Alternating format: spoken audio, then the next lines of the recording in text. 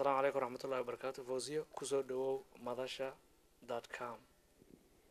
وعليكم السلام ورحمة الله وبركاته. فوزيو ما دام أمرتي نوتا هل كانت gobolka Minnesota ee dalka Mareykanka waxaan rabaa inaan ku weydiiyo su'aalo ku saabsan su'aalaha ugu muhiimsan ee dadka Soomaalida ay xiiseynayaan. Su'aasha ugu horeysa aan rabaa inaan ku weydiiyo waxay tahay waa maxay ujeedada aad u imaateen halka gaar ahaan gobolka Minnesota? ujeedada aan u nimid halkan waxay ahayd 14 muxuu ahaa oo bishaan waxaa ka jiray shir security councilka taasoo laga cazumay gudoomiyaha baarlamaanka. anna waxaan ka mid ahaa wafdiga gudoomiyaha baarlamaanka. shirkaasaan ka qayb galnay kadibna waxaan aadnay Washington shir ka jiray congresskan aan aragnay state departmentga aan aragnay kadibna Minnesota nimid si aan ula kulanno shacbigii community Soomaali oo ku nool. ilaa hadda maxaa aragtay oo nagu kordhin kartaa? runtii farxad weyn aan la koobi karin aan kala kulannay shacbigii si fiican ay noo soo dhaweeyeen shucuurtooda maxaa la jira aan iyo dareenkooda aan maxaa la jira nagu soo dhaweeyeen annagana taas waa aga mahad celinaynaa. wixii kulliyo warbixin ahaa ama siyaasadda ha ku saabsaneed mise mustaqbalka Soomaaliya warbixintaasna kulliyo xalayaan maxaa la jira bixinay. runtii aad iyo aad aan isu fahamnay aad iyo aad aan ugu faraxsanahay sida ay noo soo dhaweeyeen. su-aasha kale raba inaan ku weydiiyo waxay tahay yaa ka faa'iideysanaya imaanshaha aad imaateen waddanka Mareykanka gaar ahaan gobolka Minnesota oo ah gobolka kaliya ee Soomaalida aad ugu tiro badan tahay isla markaana ay ka cadcadahay hadda fiirisi dhaqdhaqaaqa community-ga Soomaalida majaalida Soomaalida halkan ku nool. runtii waxaa ka faa'iideysanayo imaashadeena oo Minnesota waxaa ka faa'iideysanayo shacbiga ku nool waddanka Mareykanka sababtay tahay waa meesha kaliya maanta Soomaalida u badan tahay.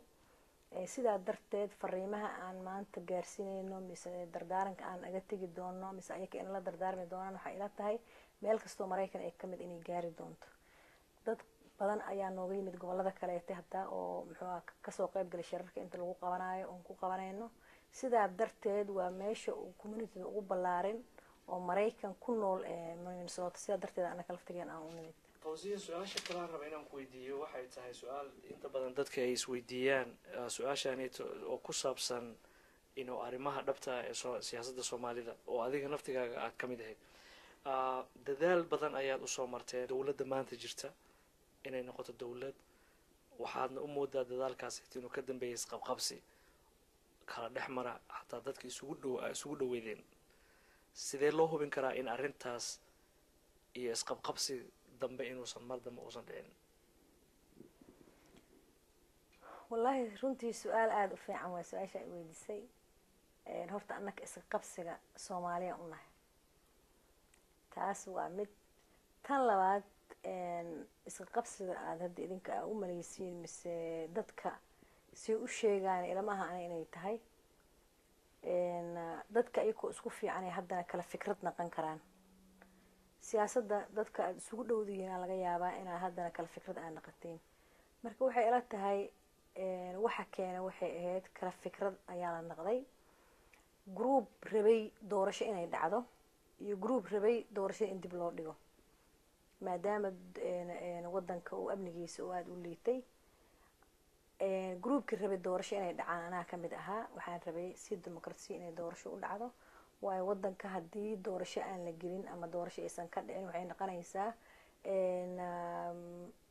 in waddankii xorriyad aysan jirin oo wax dowlad ama shacbi dad group u aftuuban inay noqdaan aan ka cararaynay. laakiin kadibna kolleyba heshiisaa la gaaray oo Kampala Accord la yiraahdo. khilaafaadkii jiray taasaa lagu dhameeyay in dib loo dhigo 1 year dib loo dhigo. annagoo dhan waana ku qanacnay markii dambe maadaama xal loo arkay si intaasna amniga looga shaqeeyo. haddana waxaan rajaynaynaa kolleyba 2012 in oo loo diyaar garoobo election. fawziya groupka adiga sida aad sheegtay ka mid tahay oo ah groupka jeclaa in doorasho la qabto sidee u suurtageli lahayd doorasho iyadoo al-shabaab weli ay haystaan macnaha qaybo badan oo waddanka ka tirsan isla markaasna qaybaha ugu muhiimsan oo colaada iyo dhibta meesha ugu weyn dadka inta badan abaaraha barakaca intaas laga sheego sidee u suurtageli lahayd in doorasho noocaas camala ay dhacdo ma waxaad ka qaban lahayd doorashooyinka degmooyin qaar ah tuulooyin qaar ah mise weli waxaa ka qaban lahayd doorashooyinka iyada oo macnaha loo fiirinayo nidaamka dadka inta badan ay kasoo horjeedaan 4.5ka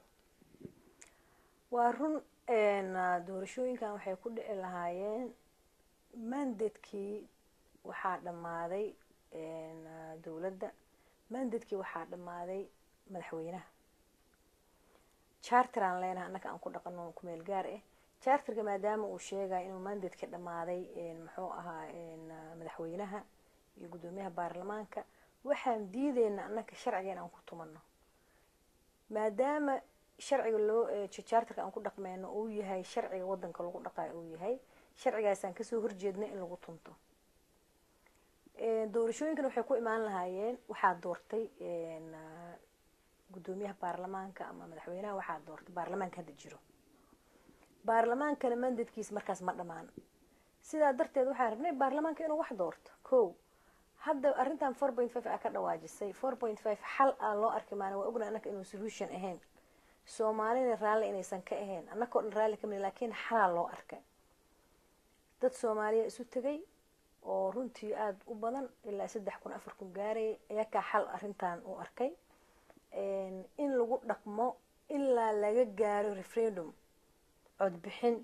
ilaa laga gaaro sanduuq in la dhigo oo qofka si xorriyada codkiisa ugu dhiibto ilaa laga gaaro in gobol kasta ama degmo kasta ay xor tahay marka waxay ila tahay aniga intaas ka gaarayno xalaa loo arkay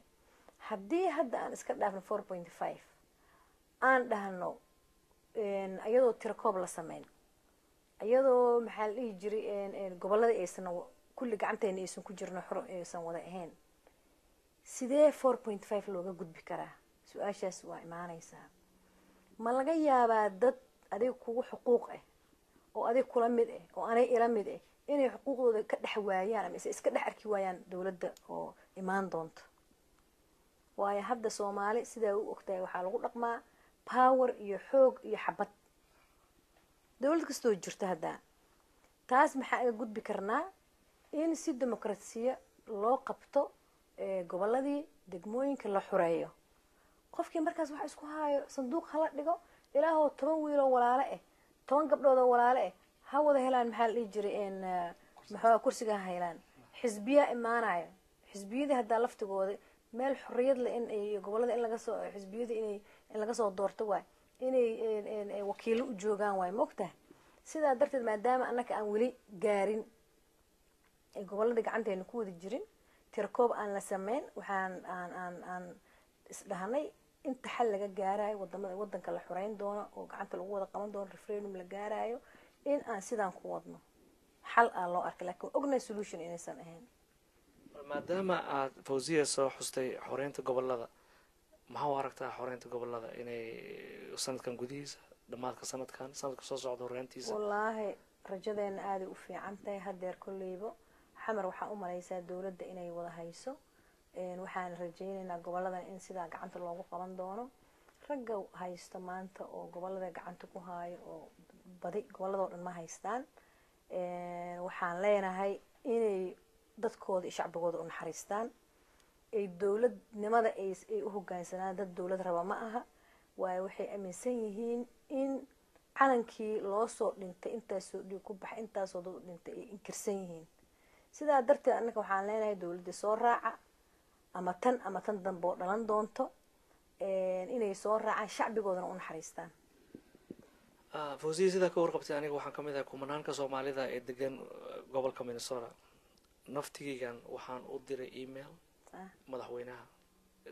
si aan direct ahayn oo dadka isaga la shaqeeya aan u diray oon aan ka codsaday in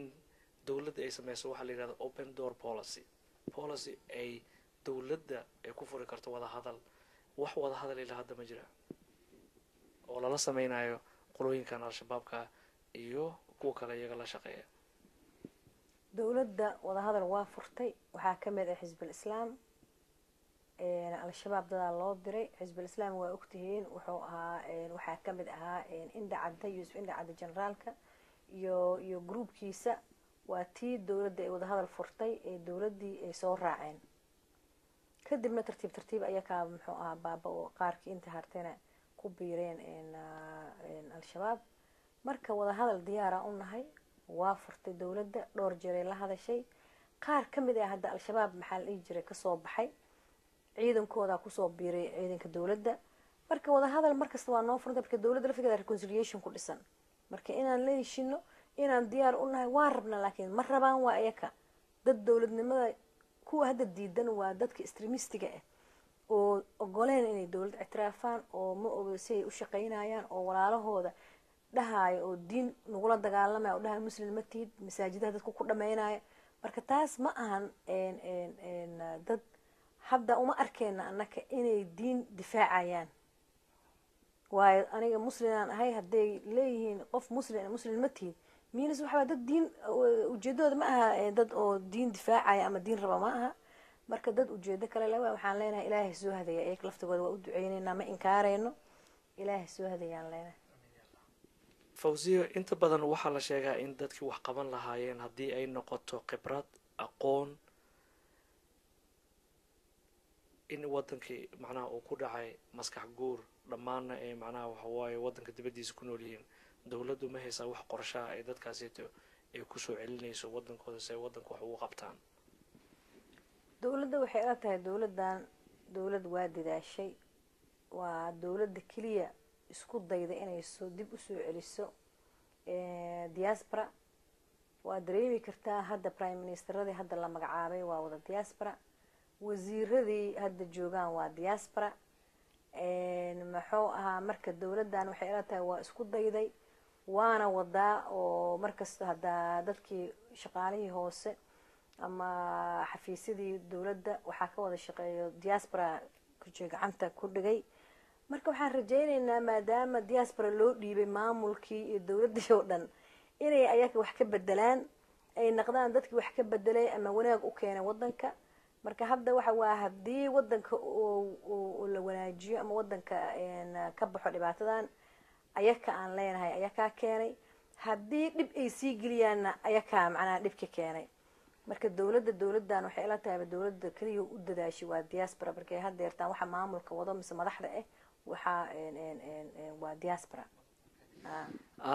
sidee dadkaasito diasporada ah loo selecti garaya maanaa sidee loo doortaa sidee loo dowladda ay macnaha dadkaas u keentaa inta badan intay ka imaadaan ma waxay ka imaadaan australia ma waxay ka imaadaan dalka maraykanka ma waxay ka imaadaan ingiriiska runtii soomaaliyaan nahay waa la iswareystaa qofka markii intee laga keenay a la yiraahdaa sidaa hore u sheegtana 4.5 meesha waa isaga jirtaa marka waxay ka yimaadaan maraykan hadda labadii prime minister dambe waxay ka yimaadeen maraykan farmaajo iyo cabdiweli prime ministerkii kasii horeeyana reer canada ayuu ahaa cumar cabdirashiid marka ma loo fiiriyo ingiriiska miyaa maraykan miyaa looma fiiriyo lakin waxaa loo fiiriyaa dibadda yaa joogo yaa wax qaban karo yaa aqoon leh sidaa darteeda lagu keenaa marka waxaan rajayneynaa runtii in diasporada waxba kama maqnaa soomaaliya waa wada joogaan hadda dadka maamulka wada ayaka waayo dadka dowladda ku jira ayaka waayo marka waxaan rajayneynaa ilaahay idinkiisi wax inay ka bedelaan maanta arrinta jirto soomaaliya dhibaatada ka jirto annagana waa soo dhaweyneynaa waana soo dhaweynay waana la shaqeyneynaa hadda inkastoo annaga aan ka horeynay dowladda kasoo dhisa aan kamid ahaa same time waxaan diyaar u nahay aan isku qancinay inaan soo dhaweyno aan la shaqeyno ayaga agency u gaara ma jiraa dadka diasporada ay lasoo xiriiri karaan maadaama dad badan oo diaspora oo barnaamijkan dhegeysanaya ay jiraan meelaha u tilmaami kartid ma jirtaa macnaha waxawaaye informationkaas ay ka heli karaan dadka maadaama ayaka ay rabaan inay dowladda kamid noqdaan dadka dowladda aan ku dhahay oo ah ama prime minister ahaada mise wasiirada waa wada diaspora marka maraykan wakiilaa u joogo oo wasiir ah london waxaa u joogo wasiiro oo reer london ah australia sidaas oo kale marka waxay ila tahay agency uma baahna ayakaaba xiriir u noqon karabo marka sidaa darteed meel kastay joogaan waxaan leenahay welcome soo dhawaada waana la shaqeynaynaa ziya markale kusoo dhawow su-aasha kale aan raba inaan ku weydiiyo waxay tahay run ahaantii su-aashii ugu dambeysay ahna doorashada soo socota sanadka 2022 sideed ugu diyaar garoobeysaan maxayse tahay fartiintaa u diraysid ummadda soomaaliyeed dhammaan wallahi hadduu ilaahay yiraahdo waxaan rajaynaynaa roadmap baa la suubiyey oo hadda laga wada shaqeyn doono hadduu ilaahay yiraahdo shirka hadda ugu dambeeya xamaraa lagu qabtay waxaana laga shaqeynaa roadmapkaas ilaa 2012ka ilaa doorashooyinka waa roadmap ilaa doorashooyinka gaarsiinayo marka waa loo diyaar garoobaa doorashooyinka waxaan rajaynaynaa inay noqoto doorashooyin qof kasta kasoo qayb geli karo ummadda soomaaliyeedna waxa waaye aniga ummadda soomaaliyeed waxaan rabaa inaan la hadlo aan u jeediyo aan fariin u faro ummadda soomaaliyeed oo dhan ma ahan haweenka soomaaliyeed haweenka waxaan leeyahay waa inay muxuu kasoo qayb galaan doorashooyinkan 2012 weli lama arkin gabar isu soo sharaxday muxuu ama ku guuleysatay madaxweynenimo ama candidate u noqotay prime minister weli ma dhicin waxaan rajaynaa markaan inaan madaxweyne isu sharaxno haddaan haween nahay inaan prime minister candidate u noqono marka haweenka dhiirigelin waa ku dhiirigelinaa inaysan doorashooyinkan ka harin waayo haweenka waa tan dhibka ku dhacdo midda caruurta korinaysa iyada waaye tan tuugsanaysa iyada waaye tan jaadka gadaysa iyada waaye tan lagu tunto tan lagu shaqaysta iyada waaye maadaama xuquuqdeena annaka ragga ay noo garan waayeen waxaan leenahay codkiina haweenow meel kastood joogtiin codkiina hala maqlo isku duubnaada soomaali ha isku duubnaataa la dhihi jir soomaali aniga waxaan leeyahay haweenow isku duubnaada haweenow unity raadiya xuquuqdeena inta diinta muslimka dad muslim aan nahay diintiyaa noo ogol wax kasto inta ay diinta noo ogoleed raggi waa noo diidan yihiin waxaan leeyahay inta diinta noo ogol iyo wax ka badanbo kama rabna annaka muslim aan nahaa leedihiin intay noo ogoshaa diintaba nooma ogoladiin sidaa darteed haweenkaan la hadlaa inay kasoo qayb galaan doorashooyinkaan dhici doono haddaan waayna madaxweyne waxaan helaynaa prime minister aan helaynaa in aad ku dhiirigelistiin meel kastood joogtiin gabdho badan oo aqoon lahaa jiro oo ka aqoon badan ragga I believe markii hadda qurbaha waxa joogo oo wax barta waa dhalinyarada waxaa waaye haween iyo rag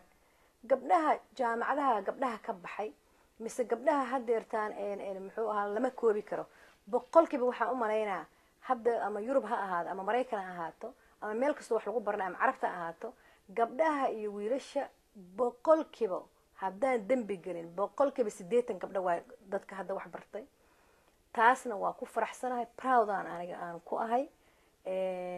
hooyo gabdho badan aan ahay maxaa la dhihi jiray waana ku faraxsanahay waana dhiirigelinaa gabdhaha inay kasoo qayb galaan mansab kasta oo ugu weyn oo ragga tartan u galaan inay gabdhahana u tartamaan and I believe inay haweenka wax badan qaban karaan ay ka fiican yihiin ragga wadan kastoo crisis gala sida hadda Africa oo kale wadan kastoo dhibaato maro wadan kastoo mushkilooyinkiis la xalin waayo haweenaa xaliso marka waxaan qabaa ragga laftigooda inay nagu ixtiraamaan inay janiskaasna siiyaan ee bal markaan ay yiraahdaan bal haweenkan janiska aan siino noo ogolaada inaan wax naqano oo muxuu ahaa haddii haddaa madaxweyne aad raalli inaad prime minister nagu sharaftiin marka aniga waxaan leeyahay haweenow niyaddii idinka jabin diyaar garooba 2012 inaad kasoo qayb gashin doorashooyinkaas candidate inaad u noqotiin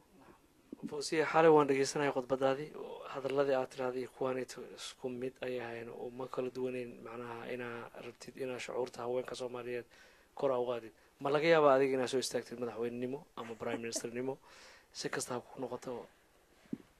wallaahi ma garan karo mana ku dhihi karo waa usoo istaagaa maybe hadda jawaabkuma siin karo waktigeeda allahna gaarsiiyo laakiin kolleyba aniga waxaan ku dhiirigelinaa haweenka ama aniga mise qolooyin kale ha ahaadaan inaan usoo istaagno aan candidate u noqono ama madaxweyne ama prime minister waa mahadsantahay waayo ragga waxay nala barteen positionka keliya oo haweenka la siiya inuu noqdo wasaaradda haweenka. hadda wasaarada kale inayna siiyaan waa ku adag tahay. sidaa darteed at least haddii haween prime minister la helo waxay ila tahay inay u qaybinayso wasaaradaha oo markaas dawladda ka jiro ragga iyo haweenka. marka sidaa darteed waxaan rajeynayaa 2012 gabdho badan oo musharaxiin inay soo baxaan. inta badan kulley xal waa maqlay 12% in loo ogol yahay haweenka Soomaaliyeed inay baarlamaanka soo qayb galaan. go-aankan yaa gaara qofka gaaraysa maxaa u sheegi lahayd macnaha gaar ahaan ha ahaato madaxweynaha ha ahaato speakerka baarlamaanka afhayeenka baarlamaanka ama ha ahaadaan xildhibaanada Soomaaliyeed? runtii 12% charterka waa ku qoran tahay laakiin siday ugu qoran tahay ma loo fulin. 12% waa ka yarnahay laakiin waxaan rajeynayaa constitutionkan cusub hadeertaan oo la rabo hadda waa draft laakiin la rabo in wadanka laga hirgeliyo kaas ina xuquuqdeena annaka aan ku soo saarano aan ka mid naqano qolyaha qoraayo ama qolyaha maxaa la jira ra'yiga ku leh. sidaa darteed waxaan rajeynayaa constitutionkaas aan ku kala bixina annaka idinka hadduu ilaahay yiraahdo. groupka aad sheegtay oo road mapka hadda ka qoraayo ama ka shaqeynaya ma ku jiraan wax haween ah inta adiga ka warqabtid? intaan ka warqabaha waa ku jiraan laakiin waa ku yar yihiin laakiin no problem haddaba kolleyba weli shaqada in hadday bilaabatay marka waxaan rajeynaynaa moor haween inay maxaa la jira ay ku darsamaan haween xuquuqda haweenkana u doodaayo waxna kasoo saari karo ilaahay idinkiis waa rajeynaynaa hadduu ilaahay yiraahdo. fawziya waa mahadsan tahay 100% salaamu calaykum waraxmatullahi wabarakaatu. وعليكم السلام ورحمة الله وبركاته. fawziya waa mahadsan tahay fursadda aana siisay interviewga maantay halkaanayto Minneapolis gobolka Minnesota. waxaan ku rajeynayaa safartaada macnaha khayr kuna soo dhow mar labaad madasha.com. thank you.